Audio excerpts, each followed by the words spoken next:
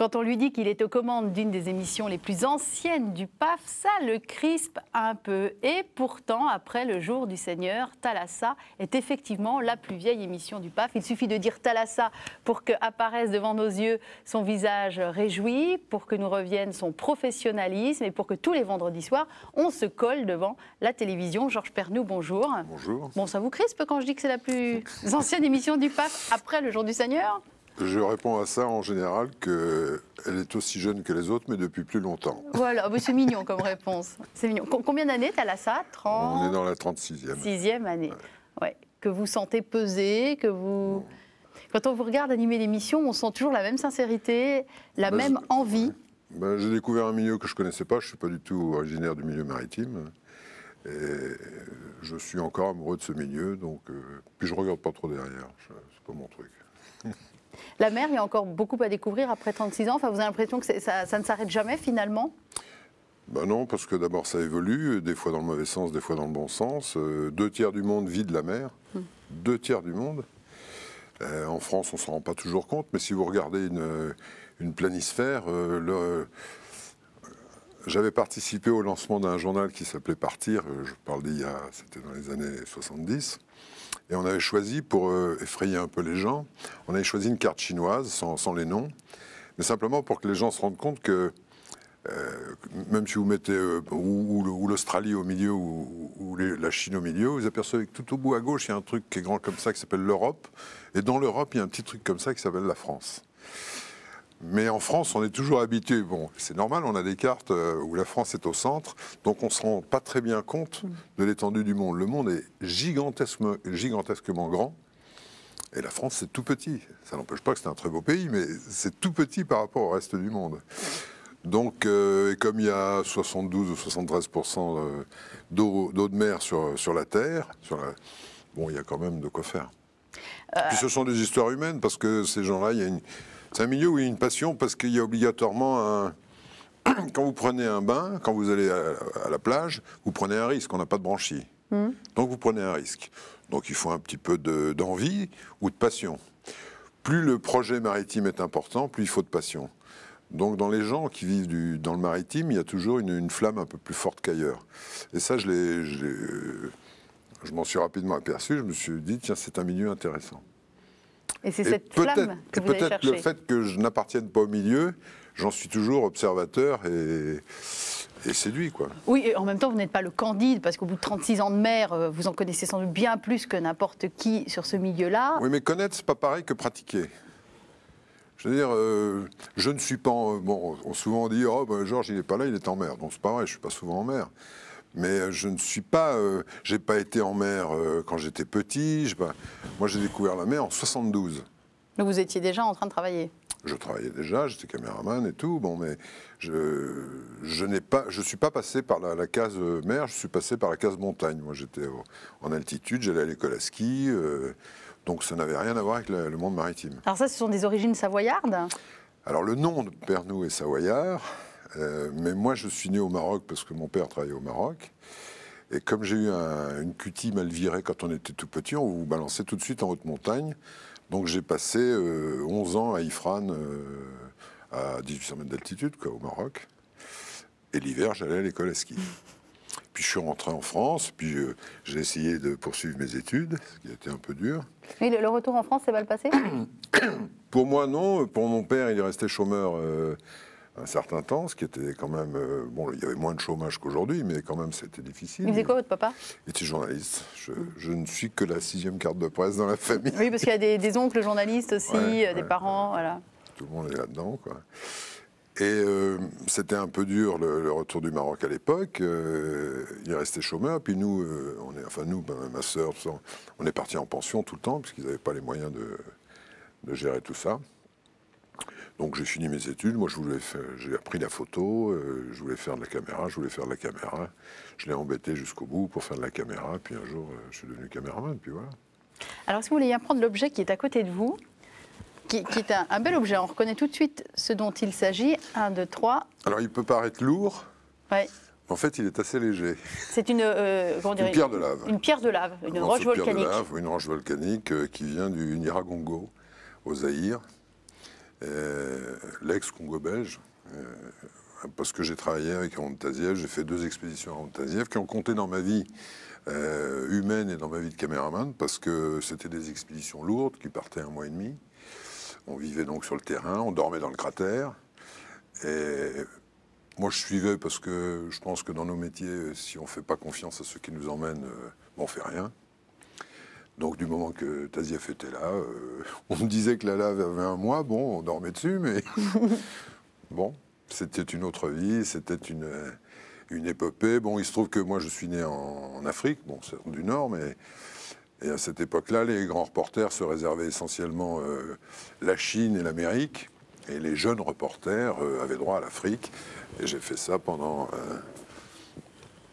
je ne sais plus combien d'années, jusqu'en 74, où je suis parti sur un FRE3, ça s'appelait à l'époque. J'étais à Cognac-Jay, avec tous les caméramans qui parcouraient le monde. Moi, j'étais un jeune caméraman, donc je parcourais beaucoup l'Afrique, qui est un continent extraordinairement beau. Mais l'histoire est passée par là. Aujourd'hui, on est blanc, et c'est un continent noir. Donc l'accueil n'est pas tout à fait le même. En tout cas, la vision des Africains n'est pas tout à fait la même. Et les Chinois, qui ne font pas partie de l'histoire, arrivent tranquilles maintenant sur le continent africain et vont faire ce qu'on a fait avant, puis c'est tout. Alors, je voudrais qu'on revienne à cette roche volcanique avec ce brillant caractéristique de ces roches-là, et qu'on revienne avec votre rencontre avec Haroun Tazieff. Ça s'est fait comment d'abord la rencontre? Comment jeune cadreur, on part sur des expéditions avec Haroun Tazieff? Parce que ça devait être très convoité, ça, comme poste. Alors, à l'époque, j'étais pigiste. Et c'est bien connu, les permanences du week-end, ce sont des pigistes qui font les permanences du week-end, parce que le statutaire ne veut pas passer son week-end sur une banquette à regarder la télévision. Et est tombé une feuille de tournage, il fallait partir à Pontarlier pour aller dans le Doubs, pour aller interviewer un peintre, Pierre Bichet, qui malheureusement aujourd'hui est décédé. Et il fallait y aller en train. En 2e classe, évidemment, donc personne ne voulait y aller. Moi, j'ai dit, bon, je vais la montagne. Ce qui est drôle, c'est que pour l'instant, j'ai tout à fait du mal à voir le rapport avec Haroun Tazieff. Je pense que... Non, donc vous partez en train pour Pontarlier. Ah oui, avec mon matériel, pour aller filmer un gars qui s'appelle Pierre Bichet. Bon, on sympathise, je fais le portrait de ce peintre, on sympathise et j'apprends comme ça qu'il est le bras droit d'Haroun Tazieff. Alors, il me dit, on est en train de faire un stage, là, tu veux pas venir faire un peu de montagne? Bon, comme j'aime bien l'escalade, on est allé un jour ou deux faire un stage, puis bon, on a tous sympathisé, il y avait une petite bande, là, et il m'a dit, mais on part bientôt en expédition, tu veux pas partir avec nous? Alors, je lui ai dit, tu sais, moi, à la télévision, je suis grand comme ça. Il dit, non, mais nous, on a des contacts, et ils m'ont demandé. Et je suis parti 1 mois et demi sur l'Erta Alley, d'abord en Éthiopie, et après, 1 an plus tard, on a fait une expédition au Nyiragongo, dont le cratère a énormément changé aujourd'hui. Hein. C'était un grand cône de 800 mètres de diamètre, un truc gigantesque. Alors qu'en Erta Alley, c'était du volcan hawaïen, assez plat. Toute la plaine de Dalol est un truc merveilleux. C'est incroyable cette histoire, parce que vous rendez service pour a priori... Non, je gagnais ma vie. Vous gagnez votre vie, vous allez faire le truc que personne ne veut faire, et finalement ça débouche sur une incroyable aventure avec Haroun Tazieff. Les relations sont bien passées avec cet homme-là? Il vous a appris des choses? Génial, c'est un mec sur le terrain, génial. Qu'est-ce qu'il vous a appris? Je vais vous raconter une histoire. On était dans le Nyiragongo, donc pourquoi il y avait eu ce stage? Simplement parce qu'il fallait descendre dans le cratère, qui faisait à peu près 800 mètres de diamètre, mais il y avait au moins 250 mètres de dénivelé pour descendre dans le cône. Et au milieu de ce cône, il y avait une marmite qui bouillait. On voit bien les photos avec les jets de lave orange qui fusent. C'était au mois d'août. Et le 11 août, il se trouve que c'est en général mon anniversaire. Et bien, dans les caisses, il y avait une bouteille de champagne qui avait mis Tazieff. C'est-à-dire qu'avant de partir, il regardait les dates et tout. Sur le terrain, c'était un gars extraordinaire parce que, bon, il était beaucoup plus âgé que moi. Moi, je devais avoir 27 ou 28 ans. Ou un peu moins, je ne sais plus. Lui, il en avait 50 et quelques, mais c'était une ossature, c'était un rugbyman, costaud et tout. Et il était toujours devant nous. Hein. C'était un mec de terrain. Après, il s'est fourvoyé dans la politique, c'est un autre problème. Mais sur le terrain, c'était un mec extraordinaire. Et Bichet, Pierre Bichet, était son chargé de production, si vous voulez, qui préparait toutes les expéditions. Et sur le Niragongo, je me rappelle, il y avait aussi une équipe américaine qui, eux, faisait monter par porteur tous les bouteilles de Coca-Cola. Alors que Bichet, lui, alors un jour, ces Américains sont venus nous voir sous notre tente. Et ils se sont rendus compte qu'on était en train de manger des boîtes de conserve, certes, mais avec un bon Bordeaux. Et alors là, ils étaient un peu surpris. En fait, Bichet avait mis des bouteilles de Bordeaux dans toutes les caisses de matériel scientifique. Donc on avait notre bouteille de Bordeaux. Français un jour, français toujours. Oui, mais c'est des relations humaines aussi. Oui. Ces expéditions, enfin, tout notre métier repose sur les relations humaines. On ne peut pas travailler seul en télévision, c'est pas possible. On peut travailler seul quand on est journaliste de presse écrite, on a son cerveau et un stylo, son cœur aussi, mais en télé, on ne peut pas. Il y a du matos, il y a du matériel. Il y a l'équipe, du matos qui pèse lourd, qui pèse toujours lourd, à part les petits appareils photo qu'on fait aujourd'hui, mais surtout en voyage. Qui pèsent toujours lourd. Donc on est d'abord des Sherpas, donc il faut s'entraider. Et de cette entraide naît des amitiés, la vie, quoi. En tout cas, dans la manière dont vous faites de la télévision, parce que l'entraide, l'amitié, etc., c'est pas forcément des valeurs qui sont prônées dans toutes les télévisions, dans toutes les émissions. Oui, mais là, bon, alors les rivalités, elles existent dans tous les métiers. Hein. Dans tous les métiers. Vous avez été inquiété, vous? Parce que le succès de Thalassa peut entraîner des jalousies. Vous savez, on dit le succès de Thalassa, mais moi, je ne l'ai jamais vu venir, en ce sens que quand j'ai monté Thalassa, ça faisait une demi-heure par mois pendant 3 ans.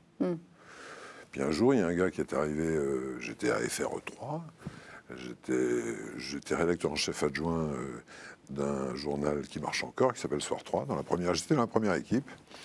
Et j'ai appris, parce que j'étais devenu rédacteur en chef adjoint, donc j'étais devenu intelligent. Je dis ça pour une raison, parce que je le raconte souvent aux jeunes, parce qu'en fait, les rencontres, comme on dit dans notre métier, la malchance, c'est une faute professionnelle, mais quand vous prenez un titre, c'est pas le titre qui est important, c'est qu'il va vous ouvrir des portes. C'est-à-dire qu'en devenant rédacteur en chef adjoint, j'ai assisté à des réunions auxquelles je n'assistais pas d'habitude. Et là, j'ai appris qu'ils cherchaient un 4e de collection pour une émission de 30 minutes tous les mois. C'est-à-dire qu'il y en avait une par semaine, mais avec un thème différent. Et ils cherchaient un thème. Et moi, à cette époque-là, j'avais goûté au maritime. Ça, c'est bien après Tazieff. Et là, j'ai proposé une émission. Il n'y avait encore aucune émission maritime à l'antenne, de toute façon. C'était vraiment une première. Ouais. Et donc, je n'ai pas envisagé qu'elle puisse durer. Donc, je l'ai vécu au quotidien, tranquillement, pendant des années, avec des choses passionnantes, avec des collections passionnantes et tout. Voilà, c'est pour ça que je vous dis, le rapport... bon, je vais le dire autrement, ça dépend comment on se comporte dans la vie. Bon. Moi, j'ai une chance peut-être unique. Je suis un patron d'émission qui a pu choisir tous les gens qui sont avec moi. J'ai choisi mon équipage, exactement. Un équipage de combien de personnes aujourd'hui? Une cinquantaine, non? On est, pour faire Thalassa, il ne faut pas rêver, on est 48. Voilà. Donc puis bon, l'émission marchait, les chiffres étaient bons, tout le monde était content, la chaîne était contente, donc on a vogué comme ça pendant des années et on ne s'est pas rendu compte. Et un jour, on est arrivé à 30 ans, puis maintenant 35, voilà. Quoi. Et le fait que les bureaux soient sur un bateau, enfin la péniche Thalassa, c'est un hasard. Peut-être, bon, en tout cas, c'est un heureux hasard, mais il n'y a pas un esprit plus particulier. Les gens sont extrêmement. Alors avant, on était sur une péniche. Maintenant, on est sur des bureaux en forme de bateau. On l'appelle le bateau pour séparer les deux époques, quoi. Les gens sont extrêmement sensibles. Quand on avait avant une vieille péniche, dont je m'occupais du chauffage de la chaudière. J'étais à peu près le seul qui connaissait le fonctionnement de la chaudière. Et un beau matin, c'était pendant l'hiver, je suis arrivé sur la péniche, le thermomètre marquait 8,2. Parce que la chaudière n'avait pas marché du week-end. Et je me suis dit, bon, tout le monde va pas rester, quoi. Et tout le monde est resté. Alors on a remis la chaudière en route et tout, mais tout le monde est resté avec le manteau et tout. Ça dénote un esprit quand même, Georges Pernoud. Hein. Non, ça dénote, je pense qu'on est sensible à l'immeuble ou à l'endroit où on travaille. Ah oui, bien sûr. Quand c'est un immeuble froid et moche. Et puis les gens font attention, tiens, il y a une amarre qui a été touchée là. Enfin, puis il y a le roulis, tout simplement, quand il y a une vedette qui passe sur la scène. Et là puis où on ça était bouge avant, un peu, oui, mais aujourd'hui, non, parce qu'on est près de France Télévisions et là, il n'y a que que des bateaux de travail. Il n'y a pas de bateaux de touristes. Est-ce que vous avez des échos, parce que votre émission n'est pas suivie qu'en France, hein, maintenant, avec toutes les possibilités incroyables, elle est suivie dans le monde TV5 Monde. Oui, voilà, vous avez des échos des gens qui vous suivent à travers différents pays. Alors, ce qui m'étonne le plus, c'est de temps en temps, il y a des lettres qui viennent du monde asiatique. Oui. Parce que le monde asiatique est extrêmement sensible au monde maritime, même s'il ne parle pas le français. Ils regardent Thalassa. Parce qu'ils y apprennent des choses qui les concernent, c'est un monde... toute l'Asie est très tournée vers le maritime, d'abord pour manger, quoi. Alors, en Algérie aussi, vous êtes suivi. Et il y a une rubrique dans cette émission qui s'appelle de VIP à VIP, où une personne qui s'est assise là avant vous pose une question à une autre personne qui va venir. Et Yasmina Khadra, donc le fameux écrivain algérien, avait envie de vous rendre hommage. Donc je vous propose de le regarder, de l'écouter, et puis je vous demanderai de réagir après à ce qu'a dit Yasmina Khadra. Bon.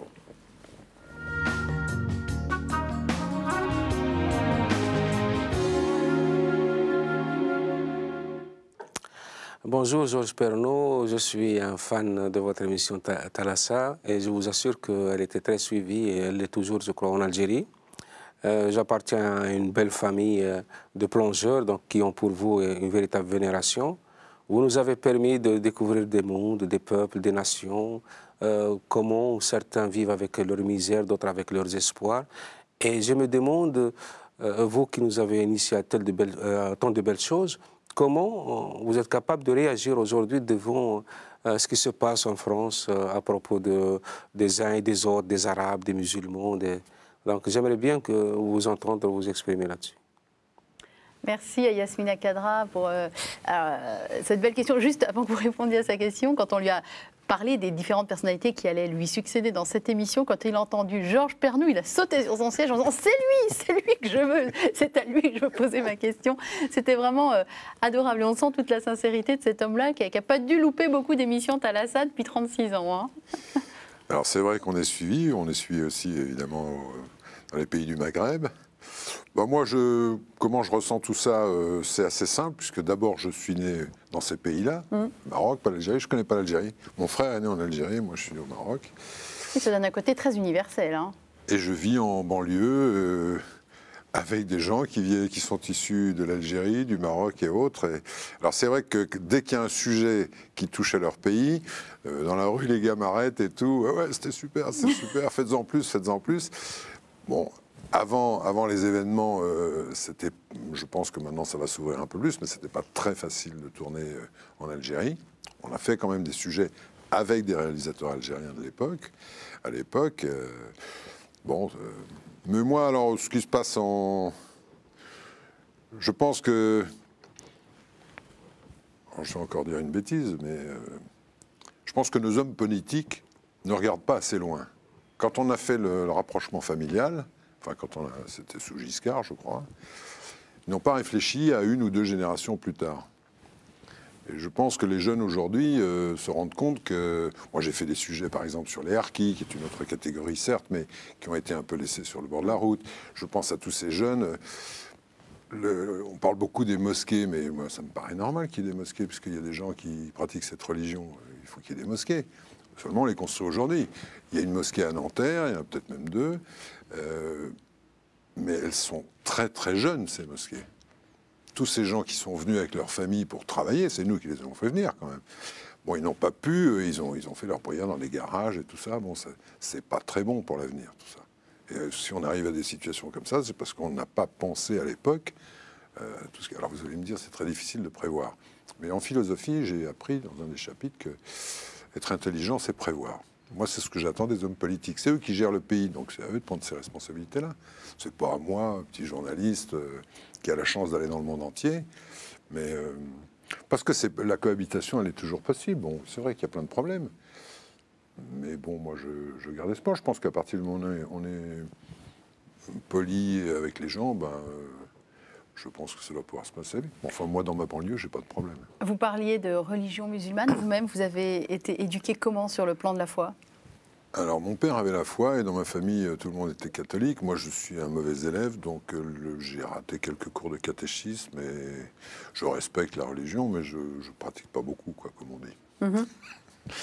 Parce que, bon, j'ai fait ma vie différemment. J'ai été pensionnaire pendant 11 ans en tout. Donc, Dans un institut religieux?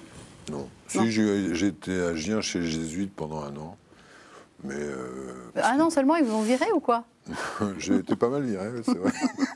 Non, mais parce que, bon, c'était pas facile pour mes parents. Quand vous rentrez, que vous êtes chômeur, il faut... Bon, voilà, c'est tout, c'est pas simple. Donc j'étais pensionnaire, mais je me suis habitué à la vie de pensionnaire assez facilement. Enfin, je ne suis pas du tout un solitaire, mais pas du tout. J'ai besoin des autres, quoi. Les autres m'apportent et j'essaye de leur donner aussi, mais je ne suis pas du tout un solitaire. Christian Bobin, qu'on a eu la chance de recevoir dans cette émission il y a quelques années, a cette très jolie phrase qui dit « Les enfants sont comme les marins, où que se portent leurs yeux, partout, c'est l'immense ». Ouais, pour moi, le voyage, enfin, je vais le résumer différemment, mais il a raison.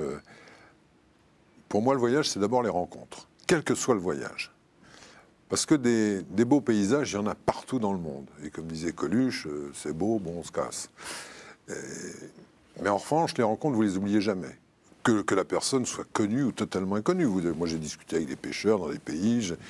Quand je voyageais, parce que j'ai commencé à voyager jeune. Alors justement, je voudrais qu'on en vienne à ça. Avec un papa, il y avait un deal avec votre père. Ouais, je voudrais qu'on en parle de ce deal. Mon père a un deal très simple. À l'époque, les billets d'avion, proportionnellement, coûtaient peut-être un peu moins cher, mais enfin, c'était quand même cher. Il m'avait dit, je te paierai tous les billets d'avion que tu veux, mais je ne te donnerai pas un sou d'argent de poche, à toi de le gagner. Donc j'ai travaillé aux usines Peugeot tous les mois de juillet, j'avais bossé 1 mois, à emballer des pare-brises, et après, en mois d'août, je foutais le camp. Et j'ai fait tout le Moyen-Orient comme ça, et j'emmenais un truc que je ne porte plus, c'est une erreur. J'avais une petite ardoise magique, parce que je ne parle pas l'arabe, je ne parle très mal l'anglais, mais avec une petite ardoise magique, on peut discuter avec pas mal de gens. Ce ne sont pas des discussions philosophiques. Vous faisiez quoi, des dessins? On fait des dessins. Moi, j'ai discuté avec des bergers. Un berger, il sait dessiner, il sait vous... Des fois mieux que vous. Non, mais la rencontre, c'est l'échange du regard, déjà. Vous rencontrez quelqu'un que vous ne connaissez pas, vous vous échangez un regard. Bon, ben, un regard, c'est déjà vachement important, quelle que soit la personne qui est en face de vous. Et donc, je pense que... pour moi, le voyage, c'est ça. Alors, les paysages, oui, je ne fais pas beaucoup de photos de paysages. J'en fais depuis quelque temps pour mon épouse, parce qu'elle s'inspire de paysages pour faire de la peinture. Mais je n'ai pas amassé des photos. Je pense que les rencontres. Mais les rencontres, bon, faire des photos... mais les rencontres, vous avez rencontré beaucoup de gens en 36 ans. Est-ce qu'il vous en reste quelque chose? Est-ce qu'il y a des gens avec qui soit vous gardez contact, ou alors sans même garder contact? Est-ce que dans ces 36 années, il y a 1, 2, 3 personnes auxquelles vous pensez régulièrement, auxquelles vous êtes attaché? Vous pensez à des mots, à des phrases, à des points de vue. Par exemple, qu'est-ce qui vous reste, par exemple? Moi, j'ai discuté à Port-Vendre, je me rappellerai toujours. L'équipe était en train de tourner des plans de coupe sur les petites barques avec le lamparo qui servent aussi à... C'est les mêmes barques qui servent au Tonnier-Senneur. Alors, les plans de coupe, on va expliquer ce que c'est. C'est pour illustrer voilà, un propos. Illustrer. J'avais fini mon boulot et eux finissaient le tournage. Et moi, j'étais sur un bateau. Et il y avait 2 frères qui étaient là. Je serais incapable de vous dire leur nom. Mais on a passé 1 heure ou 1 heure et quart à discuter. Et pourtant, ça fait quand même un moment que je suis dans le maritime. Et ces gens-là venaient d'Algérie. Je leur dis, mais vous êtes venus à quelle époque? C'était en 61, c'était avant la... 61, quelque chose comme ça.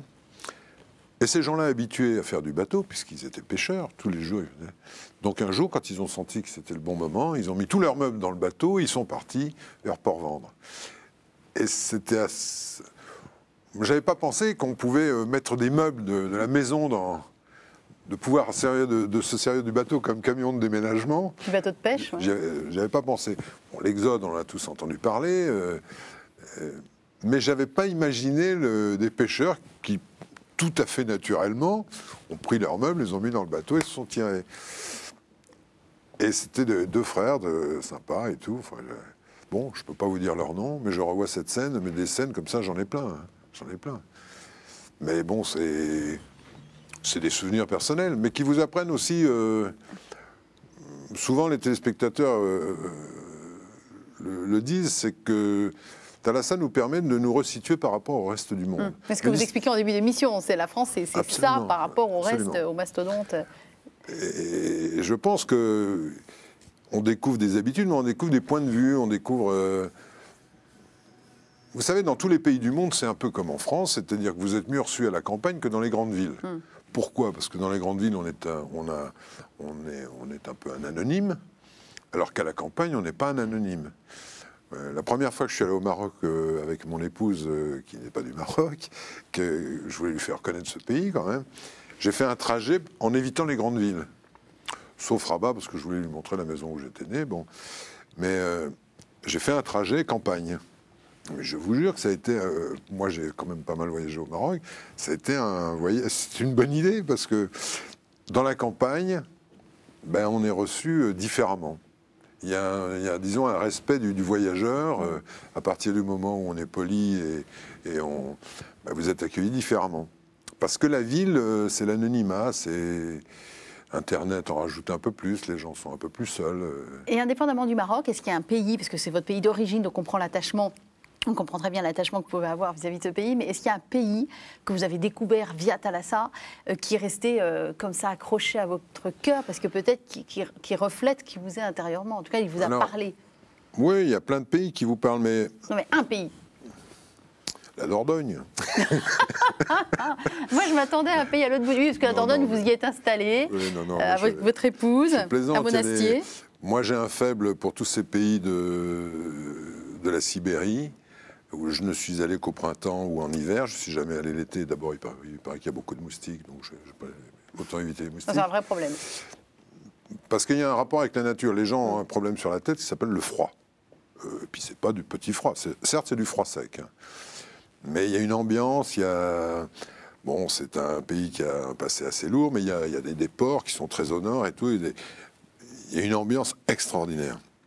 J'ai eu la chance d'y aller 2 fois, et en tout cas à Doudinka, et une fois à Vladivostok. C'est des pays qui n'ont pas parlé pendant 50 ans. Donc il y a une attitude assez... humaine. Par exemple, dans ces pays-là, quand quelqu'un marche sur le bord de la route, on s'arrête pour lui demander s'il a besoin de quelque chose. Parce que s'il a besoin de quelque chose et qu'il est là par hasard, ben, il peut rester gelé toute la nuit. Il peut mourir simplement en restant là. Il y a des tas d'attitudes. Le continent africain est un continent d'une beauté à tout péter. C'est gigantesque. Alors après, il y a des continents qui sont des endroits qui sont dans la misère. Madagascar est un pays qui est dans la misère et qui est pourtant à tous les atouts du monde, là au niveau de la beauté, au niveau des ressources et autres. Bon, les gens n'arrivent pas à se mettre d'accord, c'est un autre problème. Ça n'existe pas que là, malheureusement. Mais partout, vous savez, moi j'ai la chance de voyager. Quand une équipe Thalassa va quelque part, quelle qu'elle soit. On a une chance, c'est-à-dire qu'on connaît un peu toutes les problématiques du pays où on va, mais on n'en souffre pas parce qu'on ne reste pas assez longtemps. On n'y vit pas. On vit quelques jours. 15 jours même. Le privilège de celui qui est de passage, quoi. Oui, qui a conscience des problèmes, qui va les frôler, mais qui ne va pas les subir. Donc c'est l'idéal. En fait, j'ai monté la meilleure agence de voyage du monde, quoi. Alors, dans cette émission, il y a une deuxième rubrique qui s'appelle la question tombée du ciel. Alors cette fois-ci, ce n'est pas une personnalité qui est venue avant vous qui vous pose une question. Il s'agit d'un moine qui est également prêtre de la communauté Saint-Jean, le père Geoffroy-Marie, et qui a préparé pour vous, spécialement, Georges Pernoud, une question. Donc pareil, on va le regarder, on va l'écouter, puis ma foi, mon bon Georges, vous lui répondez comme vous pouvez. D'accord. C'est parti.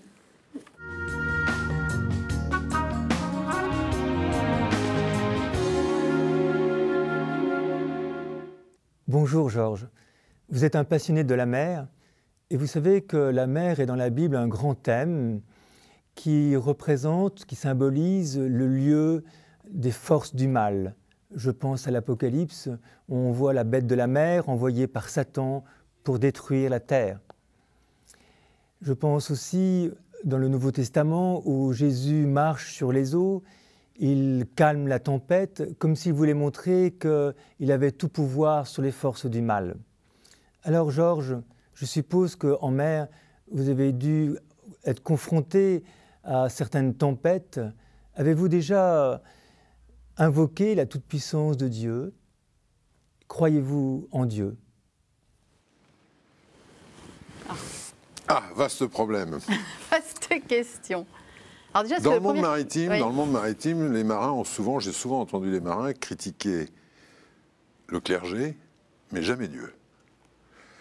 Parce que je pense que quand vous tapez une grosse tempête, il ne reste plus qu'un truc, c'est le ciel. Hein. Donc j'ai jamais entendu un marin critiquer le... Et vous alors? Parce que là, c'est les autres. Mais moi, je suis pas un marin, je suis un passager qui vient de temps en temps dans le monde maritime.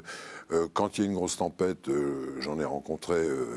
bon, on a d'abord les jetons, parce qu'on est des hommes, hein, que les éléments sont quand même puissants et puis... Et qu'on n'a pas de branchie, comme vous disiez en début d'émission. Et qu'on n'a pas de branchie, Voilà. donc... Ça pardonne pas oui, trop, en dans ces général. moments-là, oui, on pense au ciel, c'est évidemment.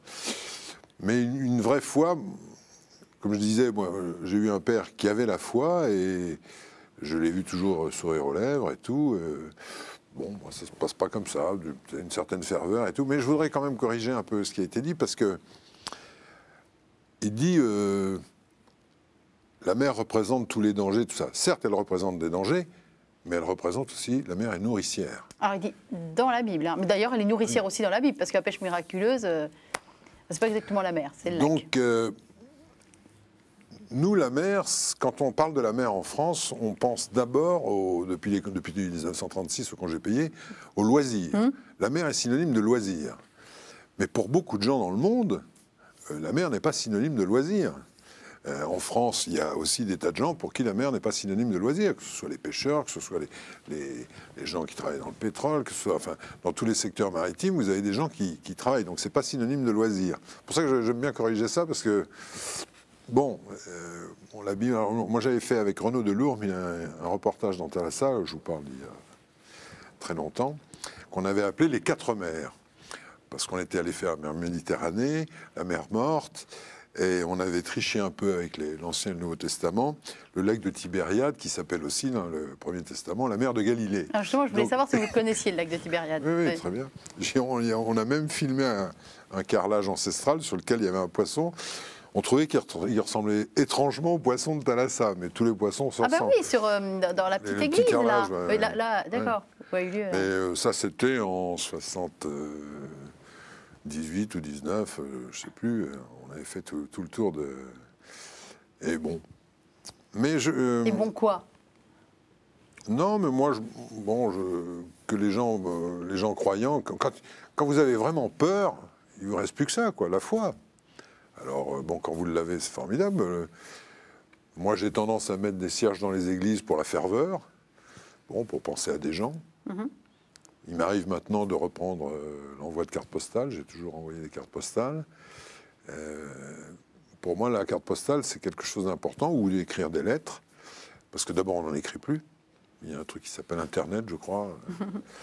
Et que c'est un moment que vous partagez avec quelqu'un. C'est-à-dire, vous le partagez seul en pensant à cette personne, quel qu'il soit, un ami ou ma chère et tendre. Et ce moment, il est transmis par le courrier, il arrive dans la boîte aux lettres, c'est donc une surprise. Et la personne qui le reçoit pense à vous pendant quelque temps. Mais c'est important, parce que quand vous l'écrivez, la carte postale, vous y réfléchissez. Je ne parle pas de... Bon, et je pense qu'on n'écrit plus assez de lettres. Et je pense que quand une lettre arrive aujourd'hui, comme la plupart des lettres, ce sont des factures, tout d'un coup, quand il y a une lettre personnelle, elle pèse son poids, plus qu'autre chose. Alors c'est drôle, parce que vous avez vraiment l'esprit d'escalier, parce qu'on est parti de croyez-vous en Dieu, et on en arrive à on aime bien recevoir un courrier personnel. Alors je vais rebondir sur ce que vous dites. Voilà, si vous receviez une lettre de Jésus, on va dire, puisque vous parliez du lac de Tibériade, vous aimeriez, ou une carte postale, comme vous disiez, vous aimeriez lire quoi dessus, sur cette carte postale? Donc c'est Jésus qui vous écrit à vous, Georges Pernaut. Ah oui. Trop d'honneur. 36 ans de Thalassa, 63 ans de vie humaine. Oh non, moi je... Qu'est-ce qu'il vous dit Jésus dans cette lettre? On a le droit de te lâcher. Hein. Non, moi je suis un mauvais disciple, comme on dit. Moi, quand j'étais petit, je demandais au bon Dieu que le lycée brûle pendant la nuit parce qu'il y avait la composition de mathématiques le lendemain, ou des bêtises comme ça, quoi. C'est tout. Non, Je pense qu'il ne faut pas trop demander ni autour de soi, ni à l'au-delà. Ah, c'est pas vous qui écrivez la carte, hein, c'est Jésus qui vous l'écrit à vous. Ben, je vais l'attendre alors, la carte. Vous savez, j'étais jeune caméraman, et à l'époque, il y a un père de famille qui est devenu curé, qui s'appelait le père Maillard, qui était un type, comment on appelait ça, un prêtre progressiste, qui avait fait des retraites à la Sainte-Baume. Et moi, les retraites, j'aime bien ça parce que ça repose d'abord. J'avais été à la Sainte-Baume, d'abord parce que l'endroit est fantastique, Ouais, magnifique. et que c'était à l'époque de Pâques et qu'ils avaient décidé de faire la messe en haut de la Sainte-Baume. Donc je suis allé à cette retraite et on discutait avec ce type qui avait fait les premières couvertures hebdomadaires, parce que bon, il avait fait des théories, ou en tout cas des débats assez importants. Et il nous parlait de vivre les évangiles et de tendre l'autre joue, comme on dit. Mais je lui ai dit, écoutez, enfin on discutait. Hein. Je lui ai dit, écoutez, je veux bien vous croire, mais dans votre position, c'est vachement facile. Moi, je travaille dans un milieu qui est dur et que je suis bien obligé aussi de me battre. Parce que si je me bats pas, ben, c'est les autres qui vont se battre. Donc c'est vachement facile, comme ça, on est tranquille à la Sainte-Baume, là, il fait beau et tout. Et... Bon. C'est à quoi il a répondu? Il a reconnu que c'était vrai, mais qu'il fallait quand même se battre pour... Moi, je me bats pour faire des bonnes émissions, mais... Bon, c'est peut-être le même but, j'en sais rien. C'est des questions que je ne me pose pas. Je suis... Ouais, il y a certainement... Mon père m'a laissé quelque chose de ce côté-là, certainement, mais bon, je rentre dans les églises parce que, d'abord, ce sont des architectures souvent assez intéressantes. Puis que c'est un moment où je pense un peu à ma famille, ou ceux qui sont plus là. Voilà, c'est tout, c'est un moment qui m'appartient à moi, c'est tout. Et c'est vrai que c'est déclencheur. Vous avez quel lien avec la mort? Enfin, quel rapport? Enfin... Pour moi, l'entonnoir est obligatoire.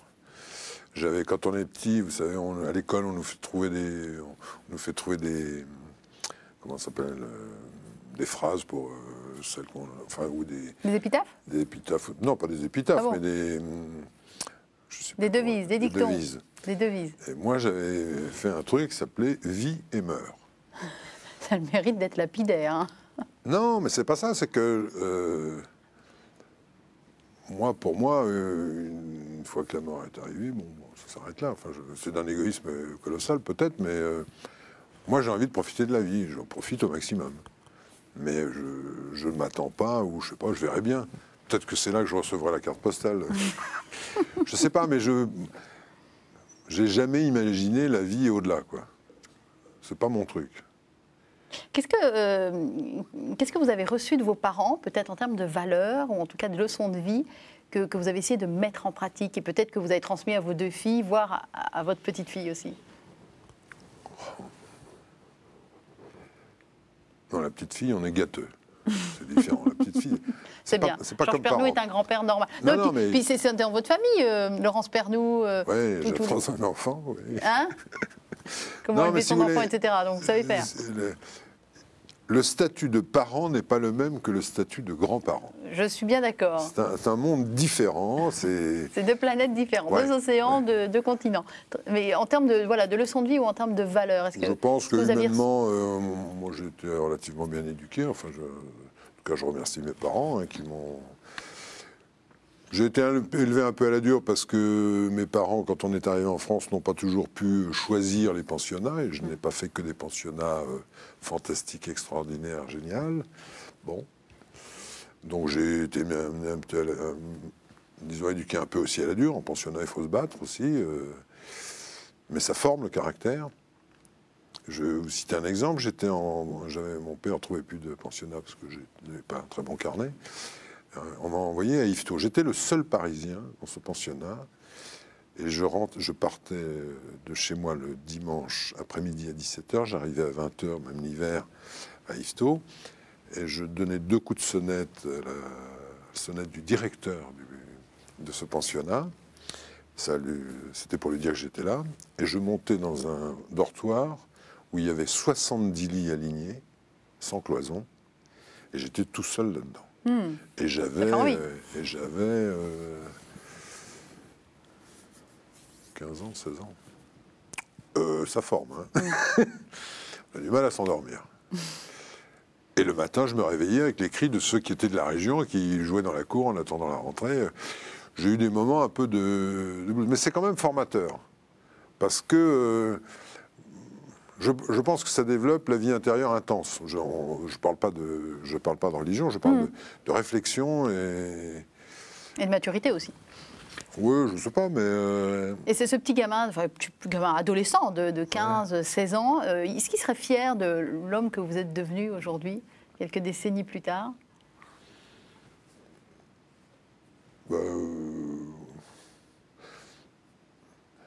Regarder derrière, pour moi, c'est toujours un peu... Non mais ça, je le sais, c'est pour ça que je ne vous fais pas regarder derrière, je vous fais regarder en avant. C'est Georges Pernou, 15 ans, qui regarde Georges Pernou, 63 ans, il en pense quoi?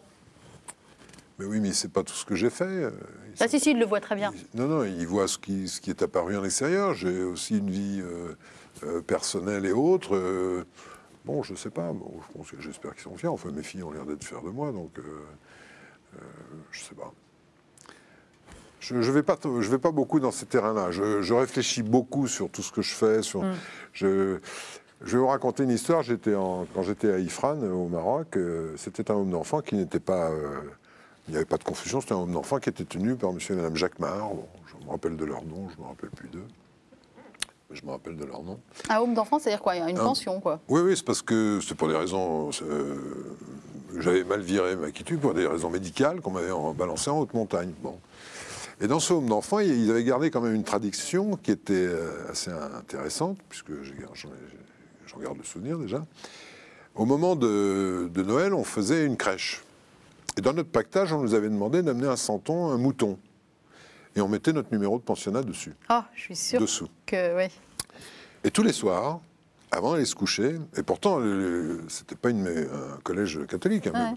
bon, c'était Noël, pour les enfants, c'est important. Hein. On nous demandait, avant d'aller se coucher, devant tout le monde, d'avancer ou de reculer le mouton en fonction de ce qu'on pensait de notre journée. Mais sans aucune justification. Et devant tout le monde, on prenait le mouton, on l'avançait, on le reculait selon ce qu'on en pensait. Aujourd'hui, quand je m'endors, je fais le même... Je revois la journée. J'ai pas perdu l'habitude. Et le mouton, il est plutôt dans l'arrière-cuisine? Ça dépend des jours. Ça dépend des jours. Ça dépend des jours, parce que des fois, je me dis, tiens, j'ai dû blesser quelqu'un, là, bon, ouais. Mais je refais la journée. Ça va très vite. Hein, parce Ouais. que y a Un petit examen de conscience, quoi, un petit bilan. Ouais, d'accord. J'ai gardé ça. Et je trouve que c'était pas bête, parce que... D'abord, ça demandait un certain courage quand on est jeune, parce qu'on est devant tout le monde, et quand on l'avance, on se dit, est-ce qu'ils vont croire?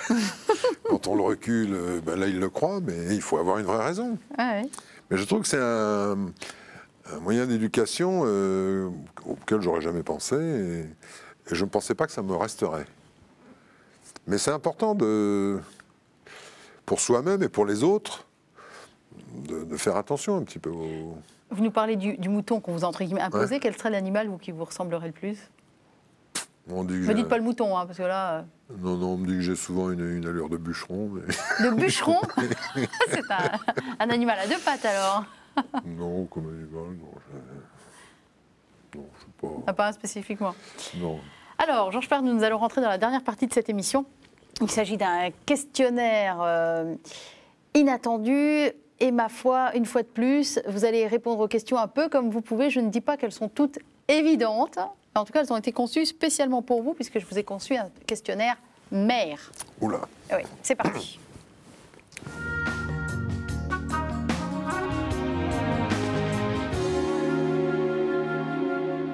Alors, première question.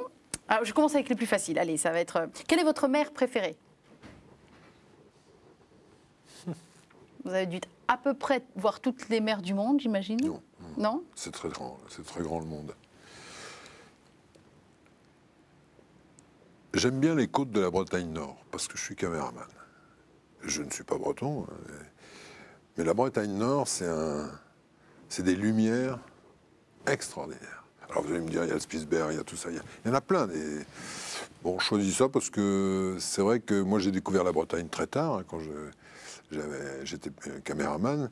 Je m'étais rendu compte qu'il y avait une émission qui naissait qui s'appelait La France défigurée. Je suis allé les voir, j'ai dit, voilà, voilà mes références, je travaille à Cognac-Jet, tout. Je suis un bon caméraman, je ne connais pas la France et j'ai appris que vous allez faire le Tour de France. Ils m'ont dit, ben on te prend. Et j'ai découvert la France, donc c'était à l'époque, c'était en 70, enfin entre 70 et 75. Quoi. Et j'ai fait le Tour de France et j'ai connu toutes les régions de France comme ça. Je ne connaissais pas la France. Et je peux vous dire que c'est un très très beau pays. Même après avoir vu le monde entier, il le dit encore. Donc vous êtes crédible. Ben justement, quelle mère n'a pas reçu votre visite? Et que vous aimeriez connaître hein, particulièrement? Est-ce qu'il y en a une en 36 ans qui vous a échappé? La mère de la tranquillité. Mais elle est un peu loin. Comment vous dire, Georges? J'ai une très mauvaise nouvelle. C'est pas On possible. peut demander la Lune, hein. On peut. Je sais pas, il y en a plein que j'ai pas vus. Alors, il y a une citation de Laurent qui dit, enfin c'est plus une question, mais en tout cas elle est de lui, quel est le plus impénétrable, l'océan ou le cœur humain? Votre avis sur la question? Je dirais le cœur humain, sauf si on parle médecine, parce que maintenant on a fait... Non, on parle pas de médecine, évidemment. Mais le cœur humain, c'est le plus complexe. C'est quelque chose... le cœur, c'est la personnalité, quoi. C'est certainement ce qu'il y a de plus complexe. L'océan, petit à petit, ces derniers dizaines, décennies, en tout cas, on a fait beaucoup de progrès pour aller très profond. Donc la technologie arrivera bien sûr à aller au fond des océans. Au fond du cœur, c'est plus complexe. Je pense que, bon, il y a des cœurs où peut-être on peut aller vite, d'autres moins vite. C'est une approche difficile, souvent plaisante, mais difficile. Mais on ne connaît pas tout du cœur des hommes. Alors, prenez la question suivante au premier ou au second degré, c'est vous qui placerez la barre. Vers quel nouveau rivage aimeriez-vous accoster? L'Antarctique. Je ne suis jamais allé en Antarctique. J'ai été très proche de l'Antarctique, mais je n'ai jamais posé le pied dessus. Alors pourquoi l'Antarctique? Parce que, vous savez, un jour on m'a demandé de faire partie du comité des explorateurs et tout ça. Je dis, moi je ne suis pas un explorateur, mais je suis admirateur des explorateurs parce que c'est eux qui me font rêver. Bon, et moi, si je cite déjà le père... comment il s'appelle? Le professeur, le docteur Jean-Louis Etienne. Ah. Bon, Jean-Louis Etienne, moi, c'est quelqu'un, je garde une image de lui, mais une. C'était à la maison de la radio. Non. Le palais, la maison de la découverte. Le palais de la découverte. Non. À la Villette. La Villette, la Cité des Sciences. Il était debout, il n'est pas très grand. Et en face de lui, il y avait 3000 enfants, je dis bien 3000 enfants, assis par terre, dont la mâchoire tombait, en écoutant Jean-Louis Etienne. Et pour moi, l'explorateur, c'est comme le marin, c'est celui qui va au-delà de l'horizon et qui revient et qui vous raconte. Bon, pour moi, le symbole, c'est Jean-Louis Etienne avec ses gamins. Parce qu'il leur racontait des trucs qu'il avait vécus, et alors c'est mieux de le vivre, certes. Mais l'explorateur, il revient vers vous et il vous apporte quelque chose. Et évidemment, il vous éblouit puisque vous n'y êtes pas allé. Si vous deviez jeter une bouteille à la mer, vous écririez quoi sur le message à l'intérieur de la bouteille? Alors maintenant, il ne faut plus jeter de bouteille à la mer. Ah bon, on n'a plus le droit? Non, écologiquement. Ah oui, écologiquement, si elle est en verre, elle va aller se casser au fond si jamais elle percute quelque chose. Et si elle est en plastique, elle va rejoindre les vortex qu'on voit sur tous les océans. Donc, Bon, alors on va prendre ça d'une manière poétique. Alors, qu'est-ce que j'écris Vous jetez une bouteille à la mer, qu'écrivez-vous sur le message roulé à l'intérieur et qu'un jour quelqu'un retrouvera peut-être? Je ne sais pas. Je ne sais pas, je n'ai jamais pensé à ça. Ou alors je mettrais un mot d'amour avec l'adresse de ma chère et tendre, puis voilà. Mais... Alors il m'est arrivé d'ouvrir des bouteilles. Trouvées dans la mer? Ah oui? Oui. Il nous arrive de recevoir des messages sur certains gars de nos équipes qui ont lâché des bouteilles à la mer. Ça fait plaisir de trouver ça. Et en général, il y a quoi d'écrit dessus? En général, ils disent, voilà, c'est une équipe Thalassa. Ramon Gutiérrez lui a envoyé une bouteille, je ne sais plus où, qu'on a retrouvée dans le Pacifique. Il était ravi que le mot arrive, quoi. Mais c'est un jeu plutôt que... D'accord. Bon, alors, c'est le déluge. Oui. Qu'emportez-vous dans l'Arche de Noé? Alors, dans l'Arche de Noé, alors, je vais vous dire, moi, j'ai toujours la même phrase. Peu importe le bateau, tout dépend avec qui on monte. Parce que, bon, moi, je ne suis pas un solitaire. Donc, un équipage, c'est très difficile de composer un équipage. Moi, j'ai fait du bateau en course, avec des équipages très différents. Je n'ai pas fait des millions de courses, hein, mais c'était sur des longues distances. Et la vie à bord d'un bateau, c'est extraordinaire. D'abord, la personnalité des gens se dévoile tout de suite, j'imagine. 72 heures. Une fois qu'on ne voit plus les côtes, 72 heures. En 72 heures, vous savez qui est feignant, qui est marrant, tous les défauts et qualités ressortent. Et vous êtes quoi, vous, sur un bateau? Ah ben moi, je ne peux pas me juger. Moi, je suis un brave marin je n'ai pas de compétences suffisamment fortes pour ni être skipper, ni être chef de car et tout. Je suis un brave marin qui fait son boulot et qui fait aussi de la caméra, puisque c'est comme ça que j'ai démarré, quoi. Mais j'aime bien la vie en équipage, parce qu'il y a les cars qui se font un peu la guerre et tout ça, c'est assez marrant, quoi. Mais puis on découvre les gens, puis vous découvrez des personnalités. Quand vous voyagez longtemps, vous découvrez des personnalités que vous n'auriez peut-être pas eu le temps de découvrir à terre. Parce que là, on est coincé, donc on discute. C'est important. C'est important. Les personnalités se révèlent très, très vite. Alors justement, on parlait de personnalités qui se révèlent. Il ne nous reste plus que 30 secondes. Qu'est-ce que vous aimeriez que les gens qui ont regardé cette émission aient compris de vous? S'ils ne devaient avoir compris qu'une seule chose. Je vais reprendre une phrase du père Jaouen. Démerdez-vous pour être heureux. Je pense que le bonheur, il faut l'aider un peu, quoi. Il faut l'aider un peu. Mais je pense si on fait un peu attention aux gens, je pense que ça se passe bien. En un mot, vous êtes un homme heureux? Oui, oui, oui. Ah ben voilà, ce sera un joli mot de la fin pour terminer cette émission.